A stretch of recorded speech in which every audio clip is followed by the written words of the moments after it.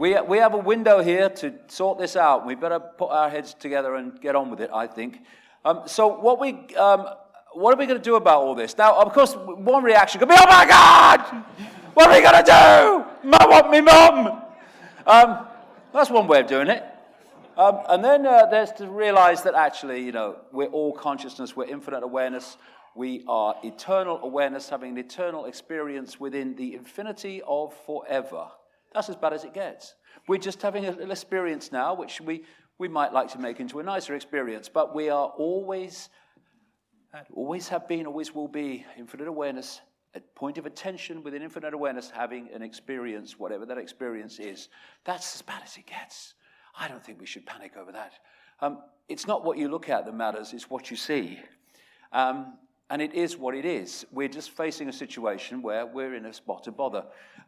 But it needs to be seen against this background of this is just an experience within forever. So let's get too shaky backboned about it.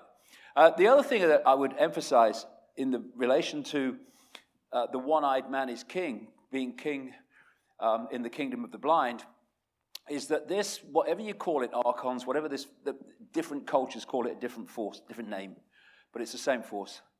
There is a common theme, and that is that this force is terrified of humans awakening, because it has to hold us in this tiny band of low-frequency awareness for this control system to continue. Once we come out of that, it's over.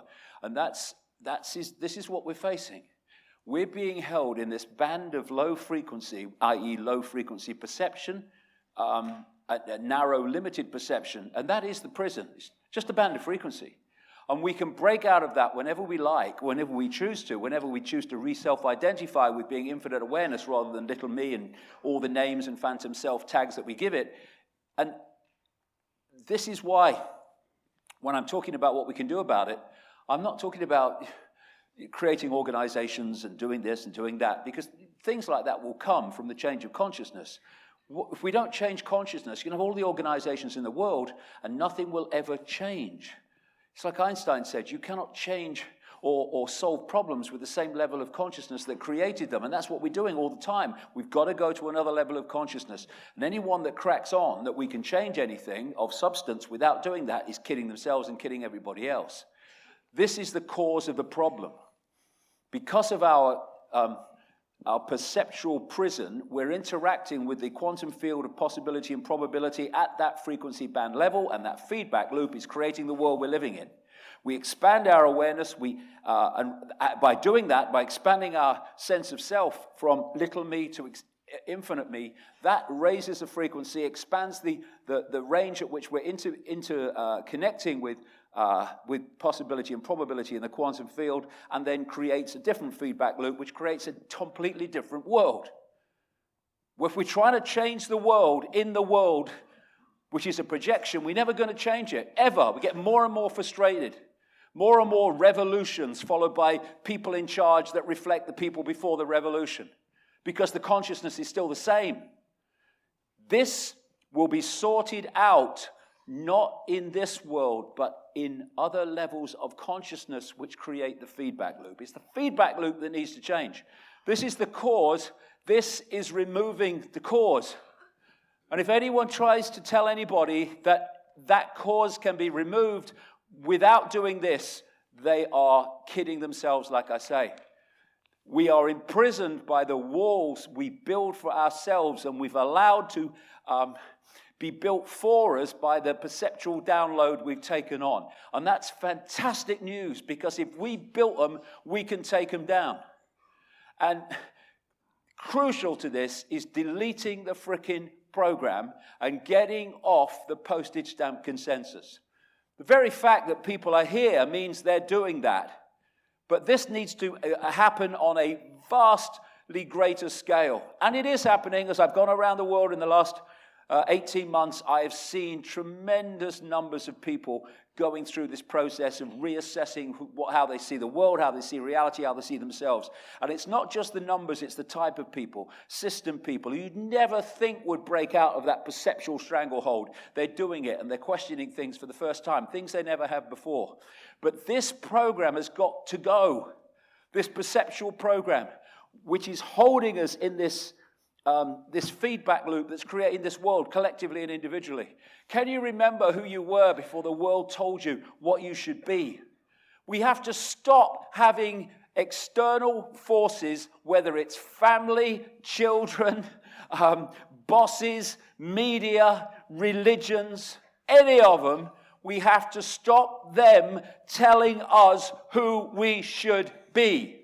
And that includes anybody.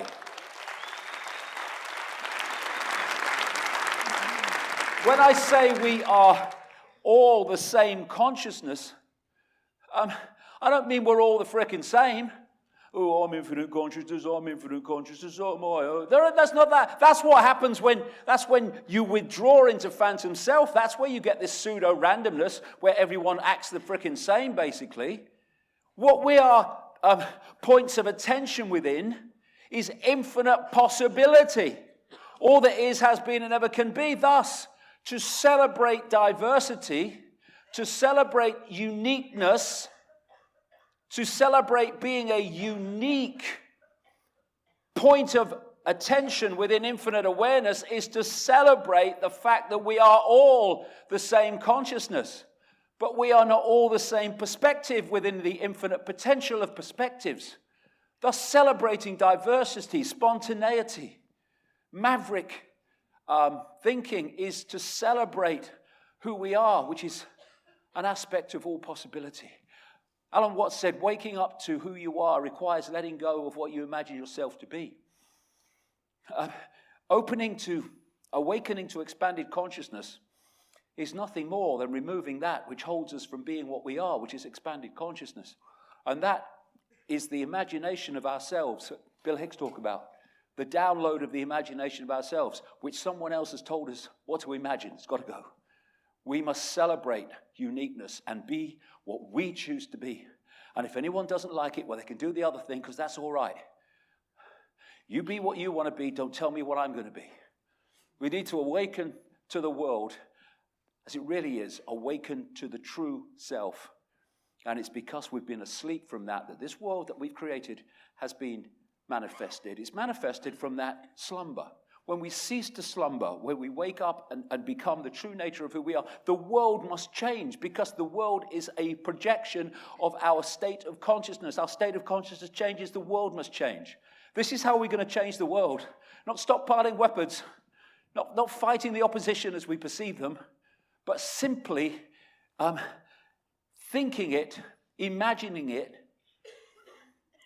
becoming something beyond it, so that we cease to experience the world as it is, and we create another manifestation of a world, of another perception of awareness, consciousness. I am not what has happened to me. I am what I choose to be now. What has gone, it doesn't matter. Oh, that what she did to me in 1963, I've never forgot it. Well, I'm sure she has. You know, what are you carrying it for? Forget it. Oh, I'm so regret doing that. Oh, okay. It's an experience. It's gone. You are now where you are, and a new page can be written anytime you choose. No matter what you've been. I don't care if you're 7 or 70, 80. Doesn't matter. It's just a number within an experience. What you are and always has been, whether you're 7 or 70, is a point of attention within infinite awareness, which can re-evaluate its perception of everything anytime it chooses. Doesn't matter what's gone before. You can change it anytime you want. And one way I think that this can be done symbolically is just to go back to a blank sheet of paper. Never mind what we've been told, what to think, how things are. Never mind. Never mind you've got letters after your name. Doesn't matter if you're a newsreader. Not bothered. To get on my perception blank sheet of paper, it's got to earn its place now. I don't care who said it. I don't care where I get it from. It's got to come through me. What do I feel about it? Does it feel right to me?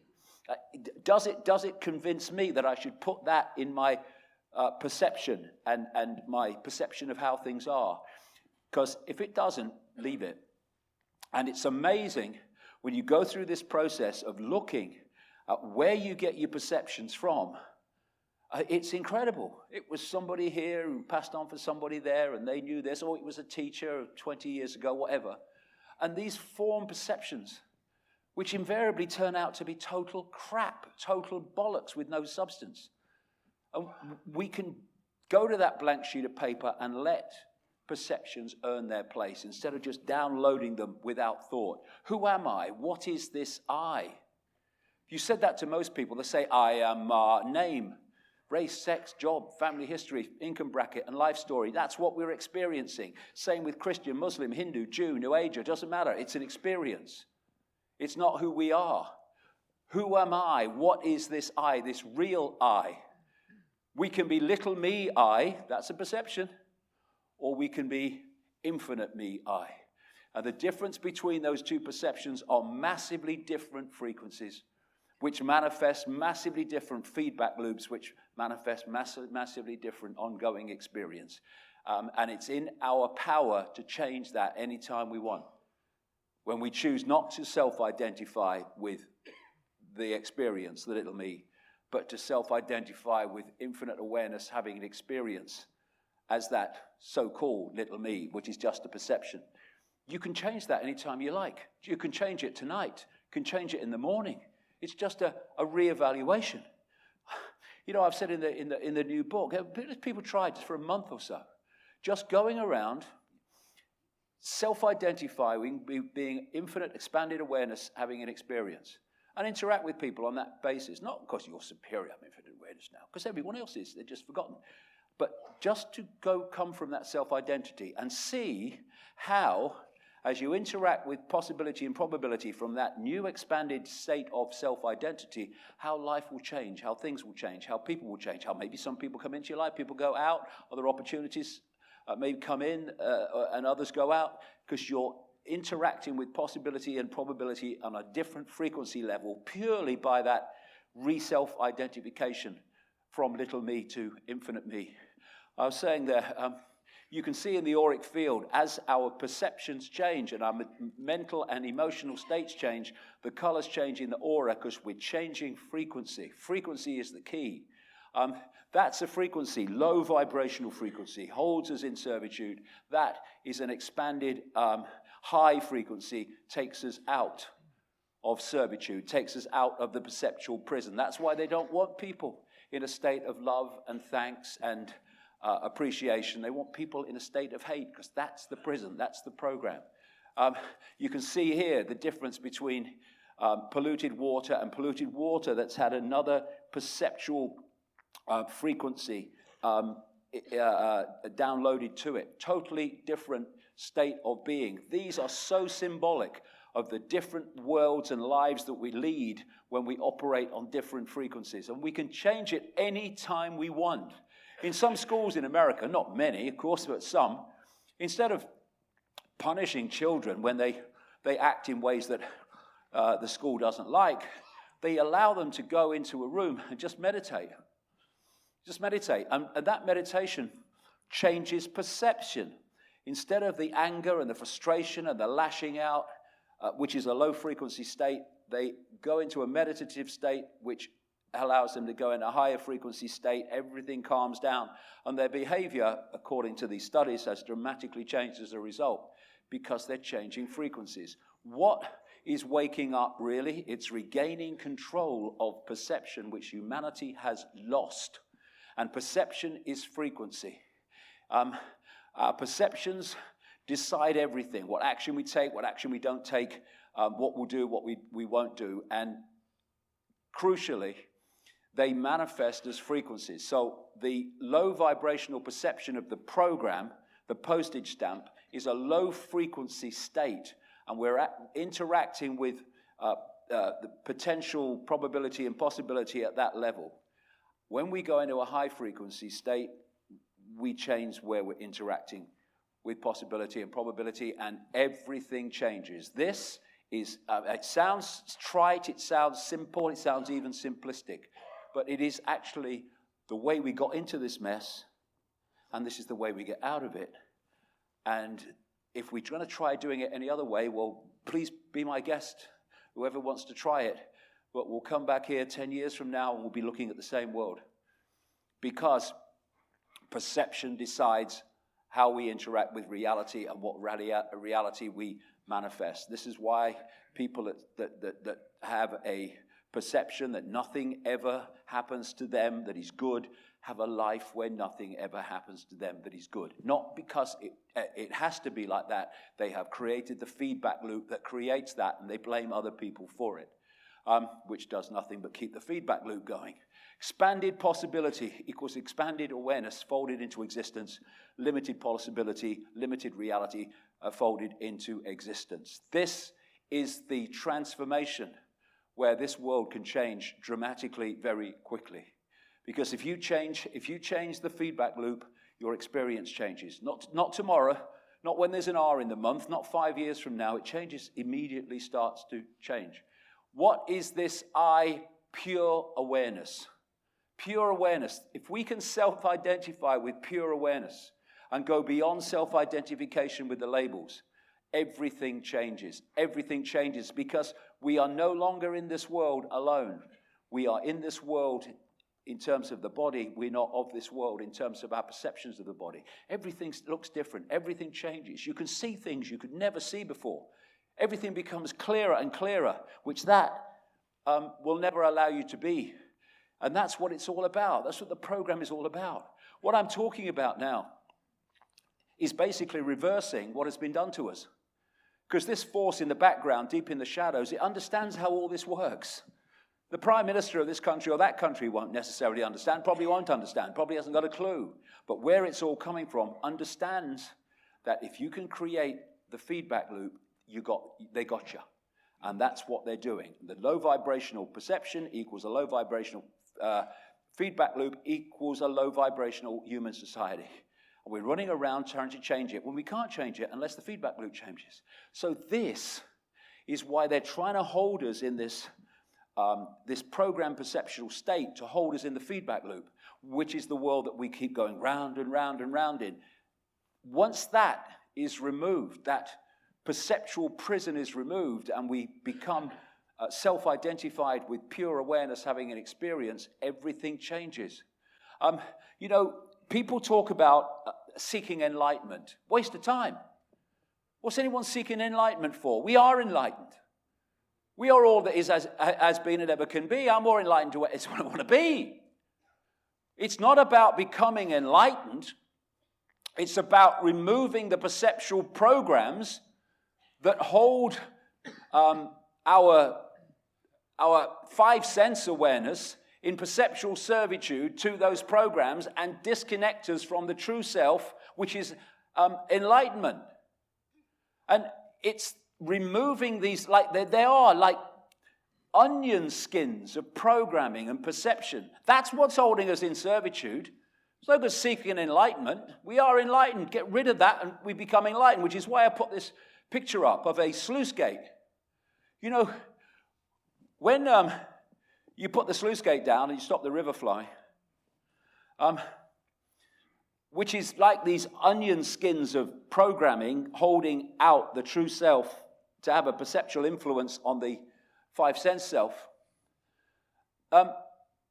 When you open the sluice gate again, you don't have to go through the sluice gate and shout the river and tell the river, I've opened the sluice gate now, you can come in again. No, open the sluice gate, whoosh! And this is what's happening. Our expanded awareness is pushing on these programs, these perceptual programs. It wants to get in. And some people will have a brief moment, a brief experience when they make that connection and they think, something happened to me today. I can't explain it. There was a brief connection and then it shut again. Once we start deleting these programs, and most of them are self-identity programs, how we self-identify, who is the I, what we identify the I as. We can get rid of them by saying, I am infinite awareness. These are just experiences. Then that allows enlightenment in. The enlightenment we always have been and always will be and forever will be. And then everything changes. My waters breaking happened on a mound in Peru. And for 3 months, I didn't know what my name is, where I was going, what was happening, nothing. I went on the television, I was interviewed in a mainstream big audience show, as you saw earlier. Right in the middle of that, I didn't know what was going on. Because as those programs were broken, those perceptual programs, the true self came in, and so much information poured into my conscious mind that I just couldn't immediately process it. It was like pressing too many keys on the computer, as the video said right at the start. But after it had all settled down, it took about 3 months of mayhem. I was looking through the same eyes. I weren't seeing the same world. Because my point of perception had changed. My point of observation has changed. And that's when I started saying these strange things, which have actually proved to be right as the years have come on. Not because I'm a genius or the Buddha sitting on a mountain, but because that is the way this perception presented this information to me. And anyone can do it. Anybody. Anybody can break these perceptual onion skins that are holding and stopping that happening. And that's what awakening is. It's not particularly waking up as removing the programs that are stopping that connection to the true self. What do I think and why do I think and believe what I do? Where does it all come from? You look at religions and other perceptual programs. They're just off-the-peg belief systems which have been passed through the ages. What are we doing believing religions from so far back and rejecting so much evidence that there are other ways of looking at the world other than the religion, but we can't because the religion's got us. And there are so many religions. It's not just bricks and mortar and frock and mitre religions. Following a football team can be a religion. The religion of scientism, where the scientific orthodoxy is the holy book of the science religion. There's so many religions. What are religions? They are rigid belief systems that repel all borders. And when we fall for them, there's the onion skins that are keeping us from expanded awareness, the true self. We need to let them go and start again with that blank sheet of paper and say, anything gets on there, he's got to earn its place this time through me. Not just going to put it on there because someone's told me. I'm going to decide what goes on there. Why do I do what I do? Why is everyone in such a frickin' rush? I must get there. Well, get where? Where? Why? People in a hurry, but to get where? Why? Why are we rushing? Oh, we got to do it. Who says? Who's deciding it? Who's driving this reaction society that we live in? I went to Hong Kong once. It was like someone had shouted fire 20 years ago and they're still running. What? Where are they running to? Why are there so many buses and trams? Where are they all going? Why are we chasing this carrot? Who put the carrot there? Who decided what the carrot should be? Oh yeah, I've got to do this. Who said? We need to reevaluate what we want to do. Not what we are expected to do. Not what our parents expect us to do. Not what society expects us to do. Not what our boss expects us to do. What do I want to do with my life? What do I, unique expression of all that is, want to do with my life? Because I'm going to decide that. And because I know, when I say I mean all of us, because I know that my perception is interacting with the probability and possibility quantum field and creating a feedback loop, I don't have to sit there thinking, I can't do this because I haven't got the money. I can't do this because of this. I can't do this because of that. If you go into a perceptual state of knowing, not thinking, not hoping, knowing that when you go for what you want to do, rather than what society is telling you to do, you will, because of that knowing, that perception, you will make that connection with possibility and probability, and you will manifest everything you need to do what you want to do. That is self-creation. That is what we are supposed to be doing. Instead, we don't do that because we think of the material world and think, well, I can't do that because this stops me, that stops me. That perception of I can't do that because this stops me creates a feedback loop with possibility and probability, which manifests as a life in which that stops you. It's just a self-fulfilling prophecy. We need to understand the true power that we have to manifest our own reality once we understand how we're doing it. And then we cannot be controlled. We cannot be controlled because we are doing the controlling, doing the manifesting. People have said to me, how are you still alive? And I say, because they can't do anything other than leave me alive. Because if I will not allow that into my perception of possibility, it cannot manifest in the world of experience. Thus, they can't take me out. They do not have the power. I have that power because I know who I am and who we all are. No more. What you find when you go into this mode of knowing where the power is, knowing your power is people try to do this to you and try to do that to you, and they think they've won and they punch the air, and then suddenly something comes up which makes it all right, which makes it happen against all the odds. Oh, how did that happen? That's how it happened. Feedback loop. I manifested it. The people around me manifested it because they knew their power, that they were controlling their lives, not some external force. This external force controls our lives because it has persuaded us through the heading of authority that authority has more power than we do. No, it doesn't. We have total power over our lives. We just need to take it back by understanding where it comes from. That's power. That's success. It's madness. And we fall for it. It's like Bill Hicks said, they lie about marijuana. Tell you pot smoking makes you unmotivated. Lie. When you're high, you can do everything you normally do just as well. You just realize it's not worth the fucking effort.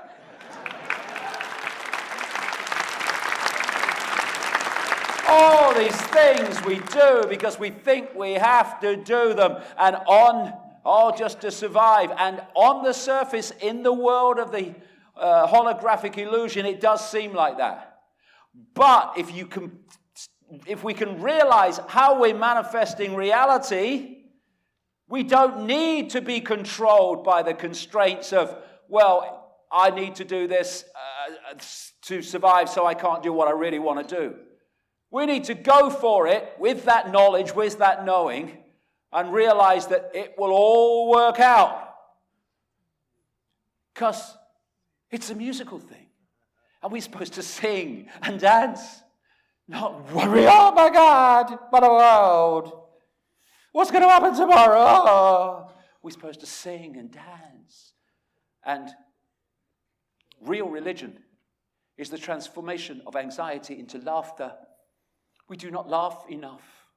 We need to laugh because the world is mad. It's insane. Why do we take it seriously? This is an indigenous Australian proverb. We are all visitors to this time, this place. We're just passing through. Our purpose here is to observe, to learn, to grow, to love. And then we return home to infinity. No mention there about, I must succeed, I must be someone. I'm all that is, has been, and never can be. And I must be someone. It's madness. And only perceptual imprisonment cannot see the madness. What is success? Well, success is a lot of money and a big car and being famous, and then people think you're successful, and that's good. Who gives a shit what other people think? Whether we're successful or not. What's it matter? As long as we're doing what we want to do, it doesn't matter if people perceive it as successful or not. It doesn't matter. Why do we make it matter? Insecurity. That's what we make it matter. What is success? If you look at the success of the world of the illusion, the program. It's all about more. How much more money than last year? How much more status? How much more is taken from the earth and turned into more things that people don't really want? How many more things are made? How much more land is covered in concrete? How many more are treated for illness? They're always saying in Britain, we're treating more people than ever before. Why? Why are so many people ill? They don't see that. Why don't we stop people being ill and then we don't have to treat so many people because so many people need treatment? No, we're treating more people than ever before. It's all about more. How much more growth? Economic growth. Oh, yes, that's the symbol of success. More growth this year. Economic growth is the measurement of the amount of money generated in goods and services in any year. And so when there's a terrible environmental disaster, cleaning it up adds to economic growth because of what is spent to clean it up. Now, wisdom success, expanded consciousness success is very different. It doesn't count its success in more, but in fewer. How few are in need than last year? How few are unhappy? How few feel unloved? How few are unfulfilled? How few are homeless? How few are ill? How few are in fear? They are measurements of the true success of a society, not the mores, the fewers. How am I happy? Are you successful? Let me see. Am I happy? No. Oh, well, I've got this job. No. Are you happy? Well, not really. Well, that's not very successful. Why are you not happy? If you want to be successful, find out why you're not happy and then become happy, become joyous. Do I have joy in my life? Am I at peace? Do I love my life? Doesn't matter what you're doing. Doesn't matter how much money you make or don't make. Doesn't matter where you live. Do I love my life? Am I at peace? Do I have joy? Am I happy? They are the symbols of true success, not more and more accumulation of things. It's a musical thing. You're supposed to sing and dance. And this is a near-death experiencer who said, I've never interviewed anyone who had a near-death experience who told me that they came back to make more money or to spend more time at their jobs away from their families. Instead, they become convinced that they need to be more loving and kind. They react to their experience by living life to its fullest. They believe their lives have a purpose, even if that purpose is obscure to them. Invariably, it involves concepts such as love or of family or service to others. Nothing there about more, I must succeed. So, what's the answer? It's not finding a solution to what's going on. That's how we got into this mess. It's removing the cause of the problem. You can put your hand in a saucepan and wait for it to cool down, or you can find a solution. Oh, can you get me some ointment? Or you can remove the cause of the problem, and then the problem's finished with. The cause of the problem is that we are not conscious beyond mind. Most people are not conscious beyond mind. Removing the problem is becoming conscious beyond mind. Becoming into a state of not pixel awareness, seeing only the pieces, but picture awareness, seeing how the pieces fit. And you can only see how the pieces fit with expanded awareness.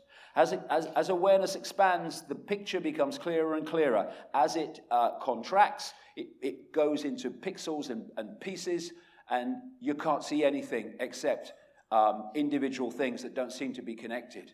We need to move from body-mind awareness into infinite awareness, and that comes from self-identifying with infinite awareness, and from that, everything else comes. As Ibn Alexander said, to experience thinking outside the brain is to enter a world of instantaneous connections that make ordinary thinking seem like some hopelessly sleepy, unplodding event. This world that we're experiencing, that he experienced beyond, is a world of village idiocy compared with what there is to experience beyond it. Our truest, deepest self is completely free. It is not crippled or compromised by past actions and concerned with identity or status. It comprehends that it has no need to fear the earthly world, and therefore it has no need to build itself up through fame or wealth or conquest. Am I happy? Do I have joy? Do I love my life? The true symbols of success. My daughter Kerry, she went to live in Africa for a while, and she lived among people that we would call in abject poverty. She said, I've never met so many happy people in my life, because they understood with their material deprivation what really mattered, and it wasn't what it would be to materialistic people in the Western world. Are you your heart or your brain? A study said most people define themselves through the brain and not through the heart. Again, we changed that, we changed the world, because it's moving from a heart connection with reality to a head and gut connection that has pulled us into this low vibrational state. The lady who runs the Heart Math Institute in America that studies the impact of the heart vortex, the heart chakra, the heart point of intelligence, said that she had this technique when she was a therapist, where she would put the client in a chair and she would sit in the other chair, and she would ask the client to tell them their problem from their head. And she would listen and write it all down, and symbolically they would change chairs. And she said, now tell me your problem from your heart. What does your heart say? And she said it was like talking to two totally different people about the same problem.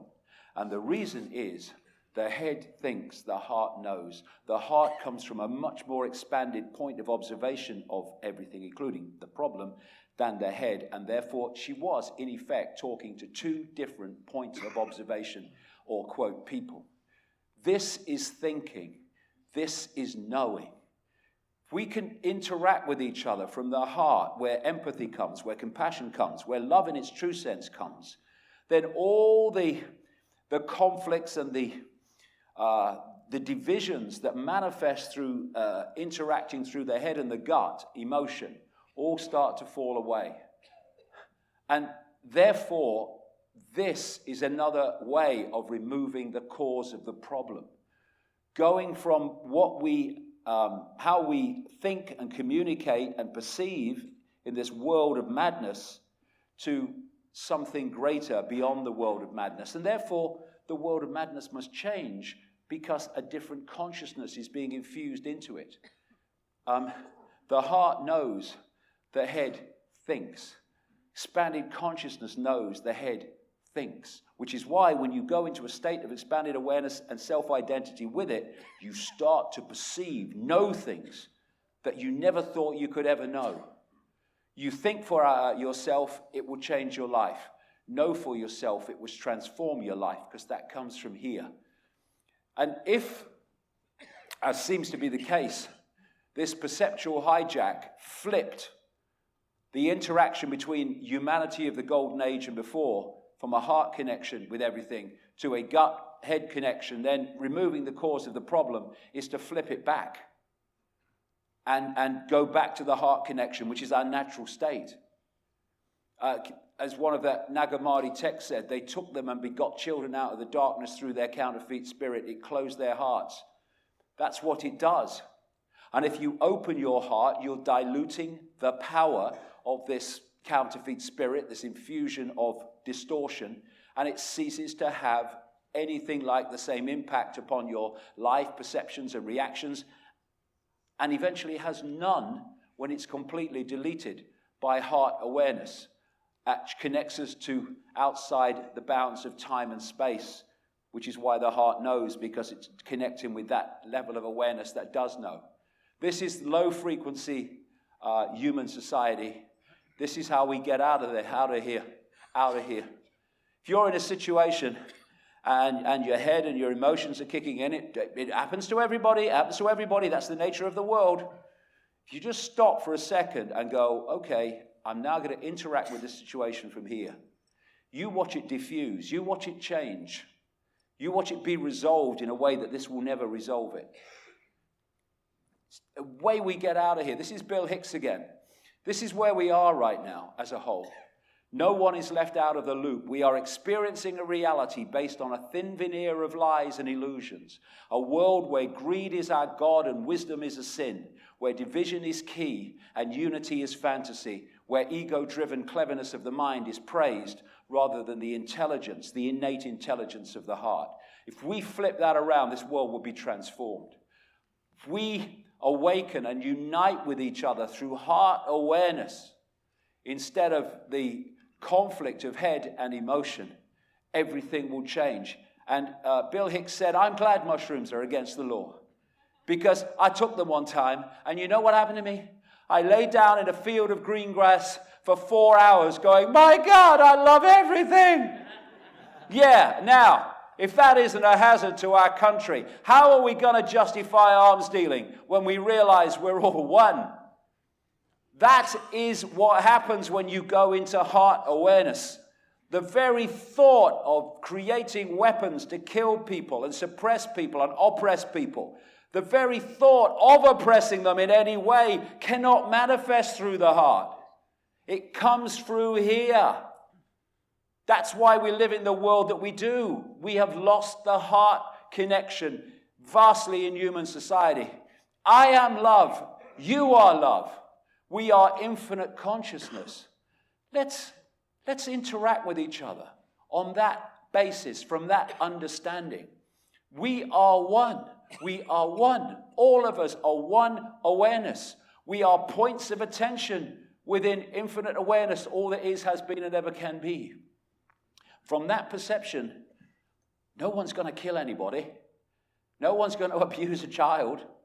No one's going to have anyone dying of hunger in a world of plenty. It can't happen from that level of consciousness. That level of consciousness wouldn't even begin to contemplate it. This is how we change the world, by changing the consciousness that's driving and manifesting the world. Remember who you are by forgetting what they told you to be. Who the hell is anyone else to tell us what we should be? No more person, no more persona, no more actor's mask, no more phantom self. As Jim Morrison of The Doors said, the most important freedom is to be what you really are. You trade your reality for a role. You trade your sense for an act. You give up your ability to feel. In exchange, you put on a mask.